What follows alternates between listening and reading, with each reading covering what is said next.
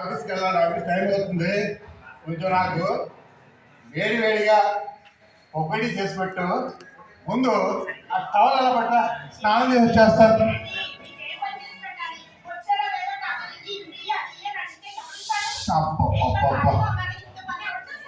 ఎందుకు అలా రసరసలాడిపోతావు?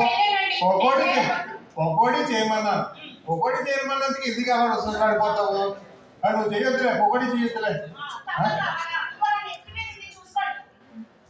ఎందుకు అలా రసరసలాడిపోతావు సీత? ఒక్కోటి చేయొద్దు అన్నారు కదా. నువ్వు అలాంటి ఆశలు పెట్టుకోవచ్చు. బయట తింటూ తింటే ఆరోగ్యానికి హానికరం సీత.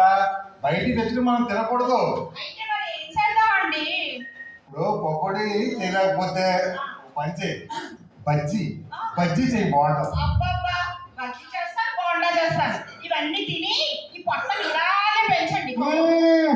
అదే వచ్చింది నీకో.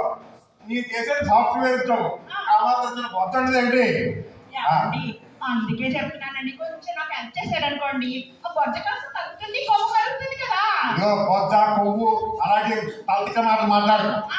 నువ్వు చేయలేకపోతే నువ్వు ఒక పని చేయి, ఒక మంచి పని మనిషిని పెట్టుకో. నేను పెట్టుకోనండి, పని మనిషి పెట్టుకుంటే బాగా చేయలేండి అసలు ఇంట్లోనో. సీత, నువ్వు ఇంటి పని వంట పని చేయలేనప్పుడు నువ్వు ఒక పని మనిషిని పెట్టుకుని చక్కగా నువ్వు పని చేయించుకో. నువ్వు ఇలా నీకు కోపం తగ్గుతుంది, నీకు అన్నింటిలో నీకు సహాయపడతావు.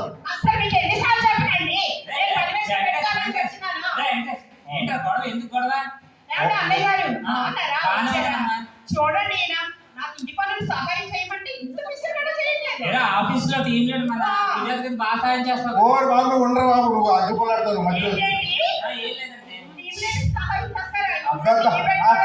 అదేమి కాదు నాగరాజు. ఇప్పుడు పని చేసుకోలేకపోతుంది అనుకుంటా. ప్రతి చీటికి మనకి ఏ పని చెప్పినా దాన్ని రసం ఆడిపోతుంది. నేను అదే చెప్పాను, పని మనిషి పెట్టుకోమని.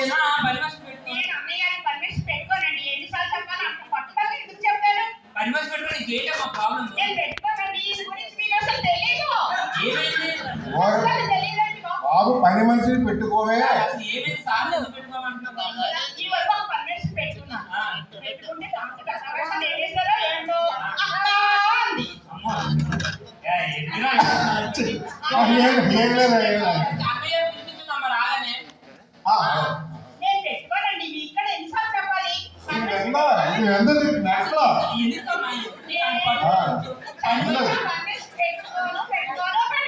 అసలు ఎందుకమ్మా ప్రాబ్లం ఏంటి?